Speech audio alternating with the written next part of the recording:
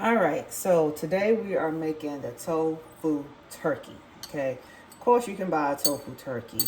Like I mentioned before, they are very overpriced right now simply because it's the holidays, and they're full of all kind of just stuff, right? Like all kind of things to additives and preservatives to make them last longer and all kind of stuff. So we're just cutting through all that, and we're making a liberated tofu turkey that's not costing us a lot of money because we got most of the stuff in our cabinet in the house anyway. So here I have a firm tofu, all right, and it has been sitting in water. Now you can get tofu that's already pressed, but they didn't have any already pressed here in my store. So I got this tofu turkey, and I mean this tofu, firm tofu, and it's been sitting in water. Now I had this tofu press, and here's the thing. If you're serious about going plant-based, you need to invest in you a tofu press because in order for you to get the right texture that you're looking for in your tofu, you're going to need to press some of the water out, as much of it as you can, liquid, right? So I'm taking this tofu and putting it inside my press, just like that. And then I am going to put it on top and bring it down as far as I can. Snap it in place. And what this is doing is adding pressure to release the moisture, okay? And so this is going to sit here for about 5 minutes and let it press as much liquid out of it as it possibly can. If you don't have a tofu press for now, that's perfectly fine. Just get you some books. Get you some books, wrap your tofu in some paper towel and put some books on top of it and let the weight of the books press it out. All right? And so while this is pressing, we're going to go ahead and start getting all our ingredients ready for our mixture, for our seasoning, our tofu. All right, so I'm going to start with breaking down these bouillon cubes. This is the not chicken bouillon cubes, so I have 2 of them here.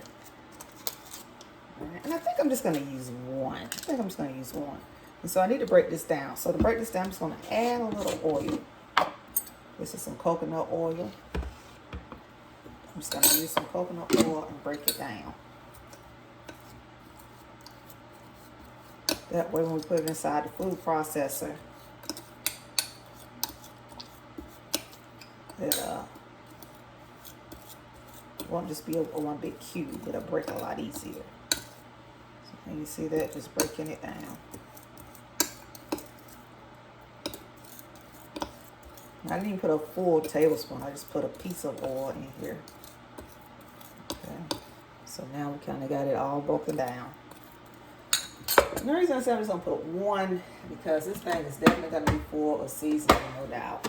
So this is my food processor canister. Sorry. Let me lift this up some for you.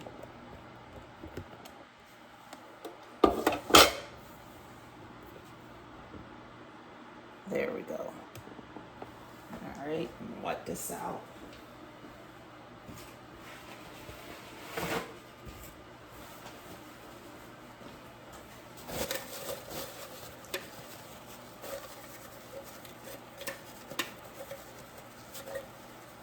All right, so I'm going to kind of go ahead and assemble this together some. I don't know about you, but my food processor stays going all the time. I probably need another one.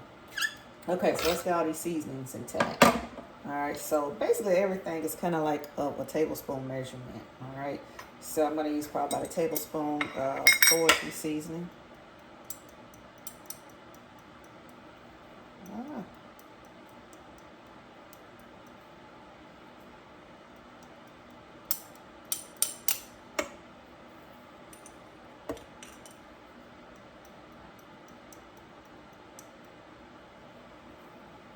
It's going to give it its poultry, right? Its chicken taste, turkey taste. I'm going to use some sage and thyme, about a tablespoon.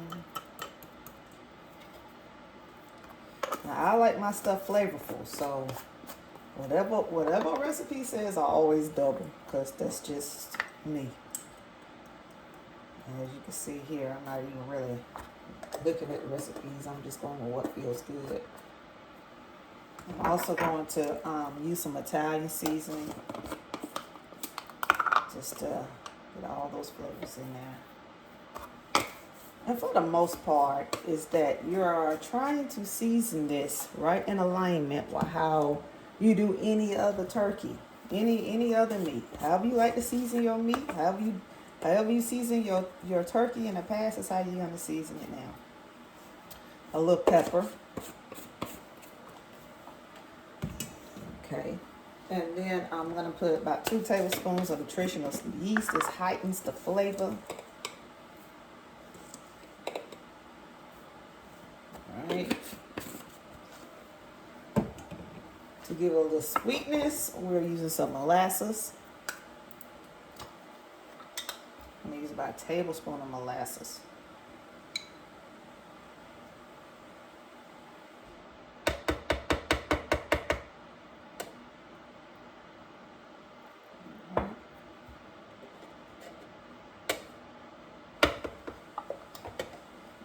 Spatula.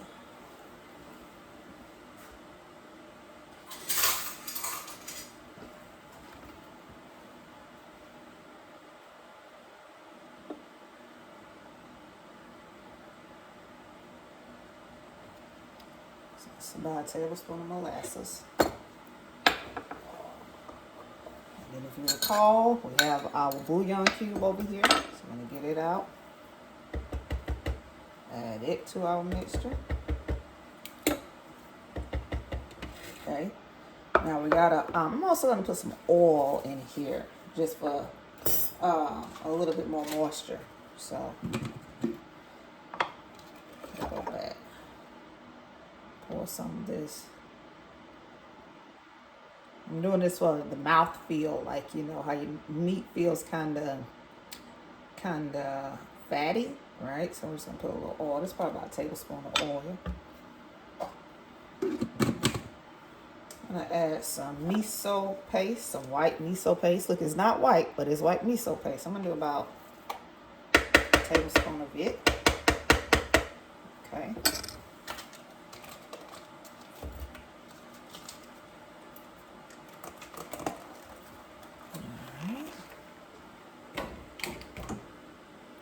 Then we got to give it some liquid. We got to give it some liquid so that it can, you know, maneuver easily, right?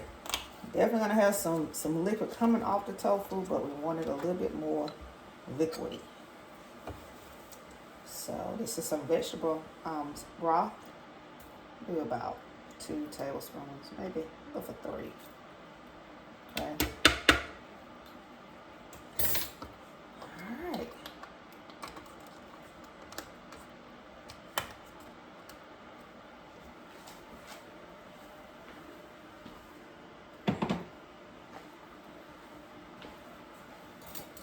This stuff out my way.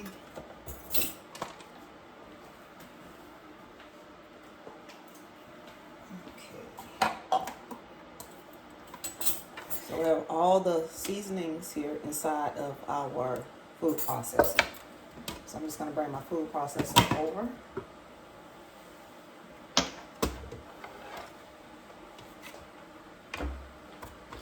Again, a food processor, if you do not have one, if you have a small one, you need to upgrade or get you one. This is the best investment you can have. The best investment you can have is someone that eats plant-based, because you do a whole bunch of chopping. I used to have a smaller one, you know, before I was plant-based. I had a smaller one, and I tried to use it, but child, it was not working. I had to upgrade real quick. It's really cool if you can get one with all the attachments and stuff on it. All right, so our tofu it's been pressing, right? It should be good. I'm going to press as much out as we can. Okay. All right. And let's see how much water we have in here. See all that liquid we have down in there? Can you see it? Can't really see it, huh? Anyway, it's probably about 2 tablespoons of liquid in the bottom. And so we want it so that it crumbles, right? So we want it to have this type of texture to it, okay? So it kind of crumbles apart. So we're just going to break it up and put it inside our food processor.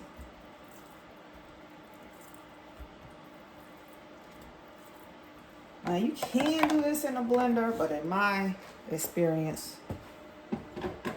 it works. But from my experience, it works best inside of the food processor. You can do a blender, but it works best. Okay. All right. So we're just gonna press it.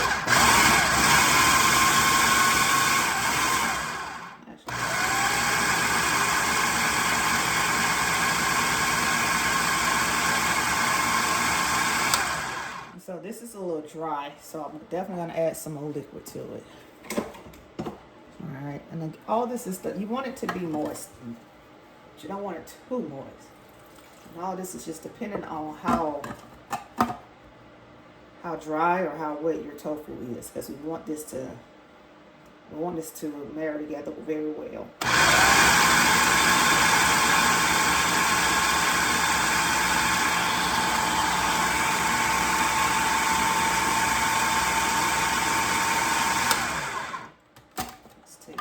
Sides.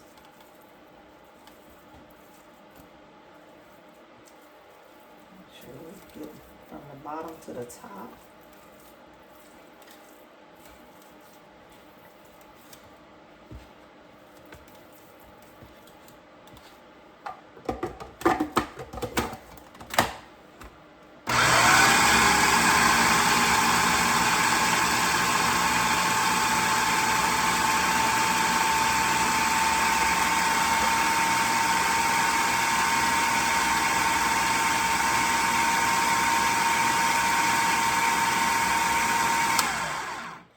Now, I want to say this too. If you wanted to give this like some meat texture to it, I think that you should probably know by this point, you can definitely add some jackfruit to it, right?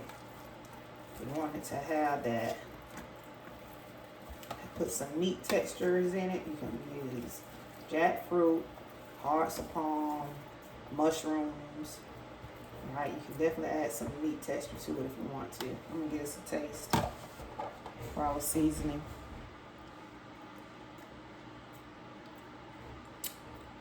Tastes pretty good. Let's see, what would I probably add? I think I would add some salt. Don't like to add salt in alignment with everything, because the thing about salt is when you have your miso paste, it has salt. When you have your chicken bouillon cube, it has salt. So you definitely just want to be mindful of the salt. So I like to kind of do the salt at the end. Okay, I think I'm going to add some more poultry seasoning.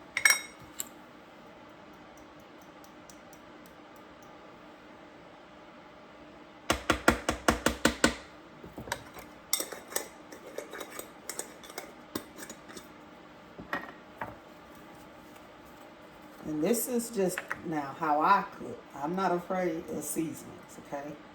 Many people that go plant-based oftentimes struggle because they're like, it just don't taste the same. In my opinion, the reason it doesn't taste the same is because you haven't put enough seasonings in it, okay? Don't be scared of seasoning your stuff, all right? Don't be scared of that at all. So I think I may put just a little bit more nutrition on this.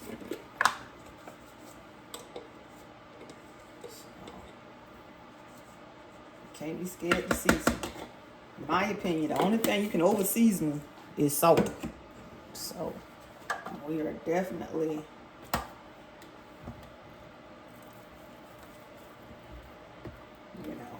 doing less salt here. All right.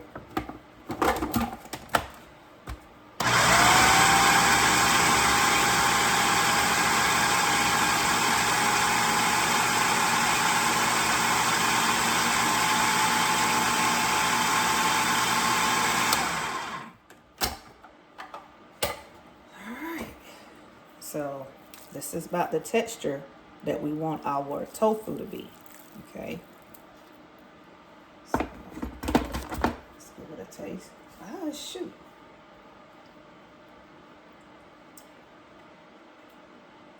That's really good.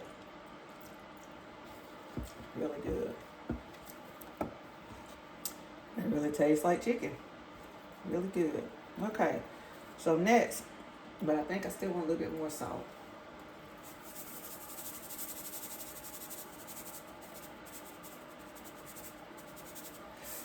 All right. So to bring all this together, we're going to be using Vital Wheat gluten. I think, look, see, I'm tasting it on my tongue, right? That's what I'm doing. I'm rubbing my tongue, and I'm seeing, like, what is it that I think would definitely add more flavor. So I'm thinking a little bit more molasses.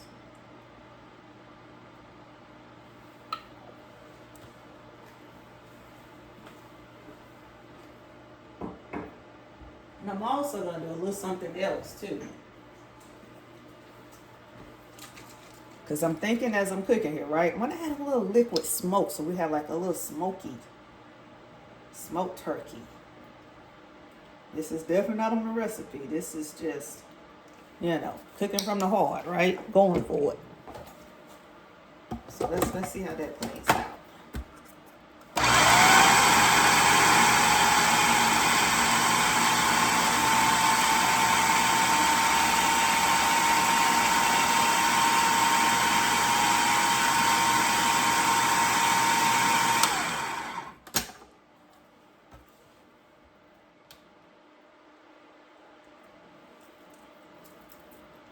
I like that a lot. I really do. Okay, great. We're going to go there. All right. So we're using Vital Wheat gluten. Okay, let me tell you something. I am not a big fan of Vital Wheat gluten, right? Any meat alternatives that involve using Vital Wheat gluten. However, and I'm just going to be honest with you here, I have tried many different recipes for this turkey.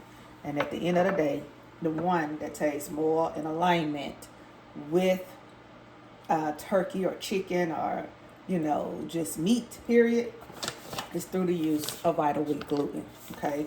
The reason that I don't really like Vital Wheat gluten is because, you know, as you get older and you're trying to definitely keep your waistline intact, you want to cut back on gluten. And also, if you have IBS, you want to cut back on gluten, right? Because it can swell your stomach, okay? And so that's why I don't like it. It's not that I'm you know, allergic to gluten or anything like that. So having it sparingly, like such as now, Thanksgiving, to me, that's okay. Now, my kids, they love, when I cook with Vital Wheat gluten, they love it because it gives them the texture of, you know, real meat. And again, I'm good with that. Okay, we don't do it often. We may have it once or twice a week. And so it's not a big deal. But we need it in this turkey in order to bring it together. So in my opinion, Vital Wheat gluten is not a problem unless you're someone that has IBS, someone that's fighting diabetes. You know, you're trying to control your waistline. That's my thing when it comes to Vital Wheat gluten, all right? So we'll add about 1.5 cups of this in.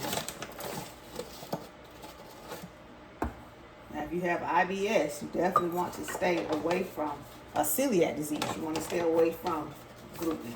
But if you don't have any of those things, you know, just do what works for you.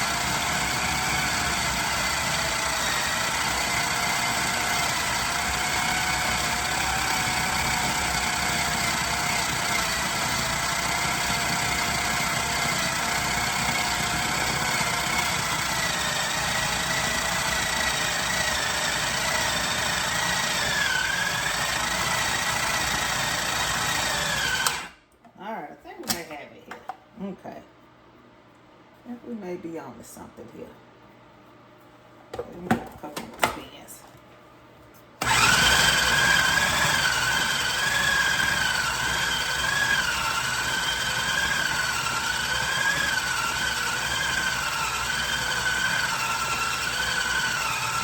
Ooh, all right, there's a little struggle of going on. All right, so I'm gonna move some of this stuff out my way. Hold on to my spatula.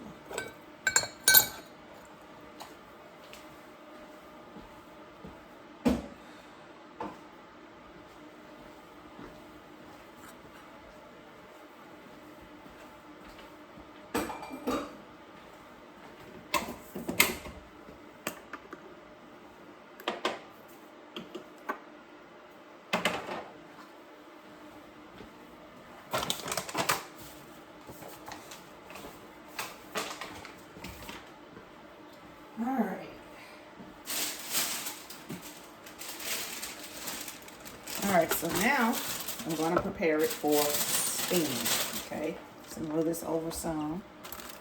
I'll put some aluminum foil down.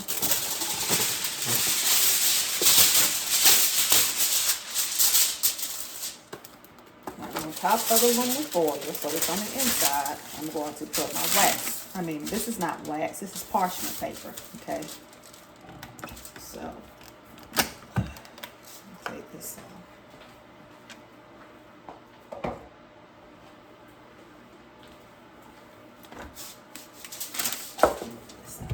So I'll see a whole lot better.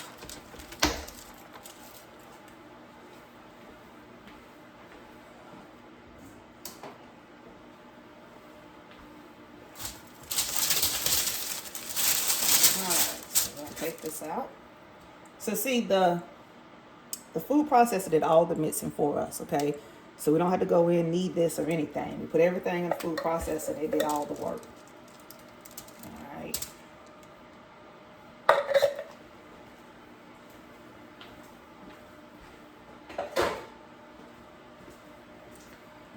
Now we just want to kind of shape it. We do not want to knead this. If we knead it, it's going to make it tough. But we do want to shape it, okay? We do want to shape it into the shape that we need it to be in.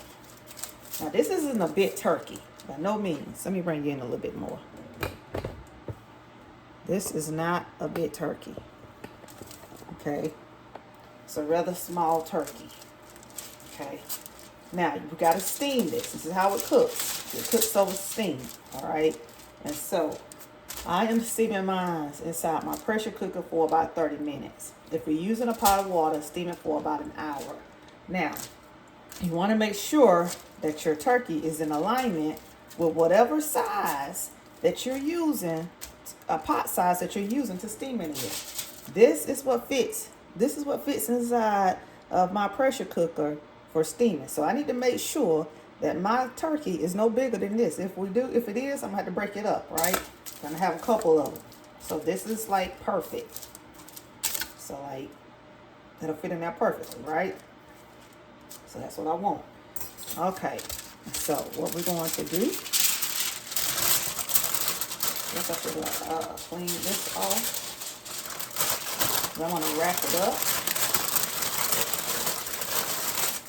I'm going to wrap it tight, but not extremely tight, because when it cooks, it's going to expand.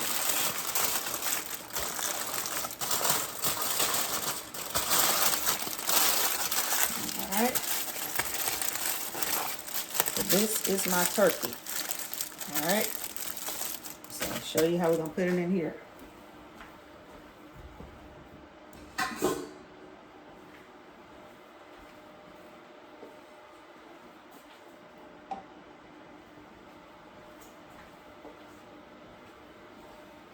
All right, so this is the pot for my Instapot. I'm going to put this in the bottom. Okay, pour some water. I'm just going to cover, like just maybe, we don't want the water to get on the turkey. All right, then I'm going to take this turkey and I'm going to put it inside of my Instant Pot. All right, now I'm going to put it inside my Instant Pot and let it cook in the Instant Pot for about 30 minutes. Then we're going to bring it out and then we're going to baste it and put its skin on it. All right.